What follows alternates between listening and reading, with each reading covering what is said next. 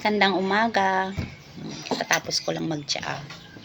So, anyway, kaya ako nag-ano to. Gusto ko lang i-flex yung ginawa ng pamangkin ko na bag na galing kay Odysseus Choice. Etong bag kasi na to, may transfer color siya, which is ang laki. Talagang hindi mo na siya magagamit na ano. Pero nagka-idea ako kasi syempre may pamangkin akong artist, talagang painter siya. Binili ko pa rin siya para ipaayos ko sa pamangkin ko na painter. So far, nagawan na niya ng paraan. Ito. Charan! O, diba? Ang ganda. Itong part na to may black siya na paint. Pero natakpan na niya. O, ayan. Magagamit ko na siya. Sikat na artist pa yung gumawa, diba? Akin to, syempre. Kumbaga signature na yan. Kumbaga yung gumawa yan na painter sikat. Yan. Tsaka ito pa, diba? May mga transfer color to kasi na malalaki. Pero gumanda na siya. Dahil sa painter na pamangkin ko na si Jinky. Yan.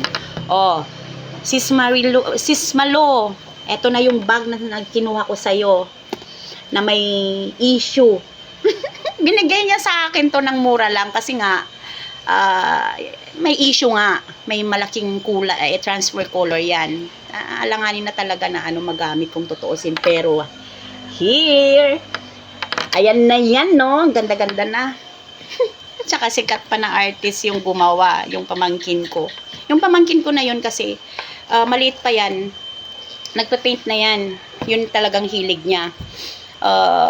Tapos, more on sa diwata, mga Tingyans, mga babae, halos yung mga ginagawa niya. Yan. Na-awardan na din siya. Yung mga piece niya nakarating na sa ibang bansa.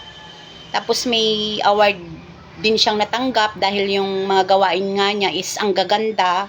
So, may gallery din siya dati sa sa Vegan City, tsaka dito din sa poblasyon namin dito sa sentro na namin dito sa Abra. Pero hindi na rin nagtagal kasi useless din kasi nga nasosold out naman kaagad yung mga gawain niya, walang may display.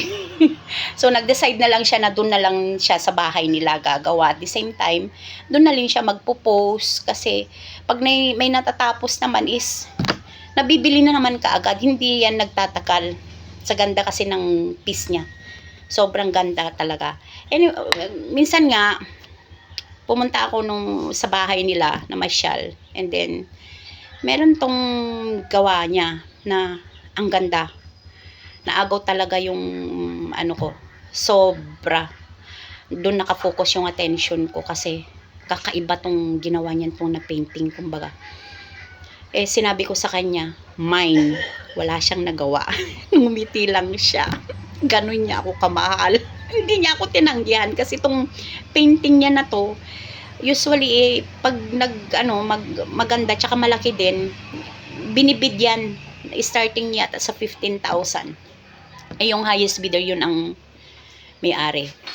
Pero dahil ako ang nag-mine, ngumiti lang tong pamangkin ko na to, hindi na niya ako tinanggihan. Ito yung pamangkin ko. Yan. Si Jinky Medley Molina Sangoy. Yan. Ito yung natanggap din niya na award last year. Galing sa Australia or something. Sa gallery ng Australia. Hindi ko masyado. At ito yung ginawa niya. Ang ganda-ganda. O, diba? Kaya naagaw ng attention ko dito sa painting niya na to. Look, sa gitna. Kahawig ko siya. Yung parang bang di mo maintindihan yung mata na chinita or malaking mata na something. Ayun, sabi ko, akin na to. Wala na siyang nagawa. Nag-smile lang. Pero anyway, babayaran ko din naman yan. Actually, nag-down lang ako. Installment lang, hindi cash. Tsaka ito, gawa din niya. Actually, regalo niya sa akin to. Ayan, nag-hug. Yung mga time na to, inspired siya sa akin yung time ng pandemic yan. Na nag-struggle ako na so far, nakapag-survive din naman. Yun yung tawag dito. memories kumbaga sa COVID time. Yan. Bigay niya sa akin yun. Anyway, sa mga mahilig sa bags dyan na tulad ko, kung may problema kayo sa mga bags nyo, na kagaya ko na ganito, message nyo lang ako. Gagawan niya ng paraan ng pamangkin ko. Itong pamangkin ko na to, sumikat siya dahil sa mga gawain niya. Nakarating na kasi sa ibang bansa yung mga piece niya, sold out lahat, ganun. And then, nai-interview na nga siya lately eh. Lahat ng lugar na naging din yata siya sa unang hirit. Naging guest siya sa Net25, unang hirit, something. And then, lately, pumunta na naman siya sa Manila para may school siyang pinuntahan para i-share naman niya yung paano siya gumawa sa mga paintings niya. Ganon. Ayan, o, diba? Ang laki. Supposedly yan is bidding. Ibibid yan eh.